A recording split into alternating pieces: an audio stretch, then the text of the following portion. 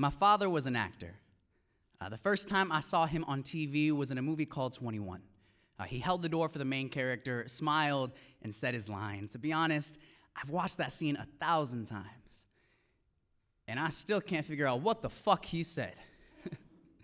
But I know it was one of his proudest moments, because to him, being an extra just meant he was extra famous, and even though he didn't make a living from acting, the last time I saw my dad was on a screen. We FaceTimed while he was in the hospital, you know?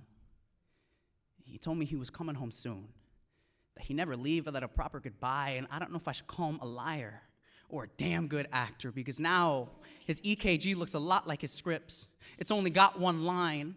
I guess the heart monitor took quiet on set a bit too literally. His lungs, now the understudy to a ventilator, the ICU CGI'd my father's voice into an answering machine. I left him message after message, just waiting for a call back, but he's too busy acting like he's gonna be okay, and honestly, I can't tell if he's killing this role or if this role is killing him. I did not get to visit my dad when he was sick because the pandemic turned doctors into directors. They told me to go home, stay safe, socially distant. They didn't want this happening again, but they all feel like closed captions because I see exactly what they're trying to say. You see what they really mean is that, like any disease, he had to have gotten it from someone. And this is the plot twist I never saw coming. My father's blood covers my hands, trickles off my fingers onto the floor so that everywhere I walk is a red carpet. Every step is a reminder that I'm the one who brought home the disease that made my papa rot. See, what they didn't tell you about COVID, it gave birth to a generation of kids responsible for their families' funerals. Meanwhile, I killed my father.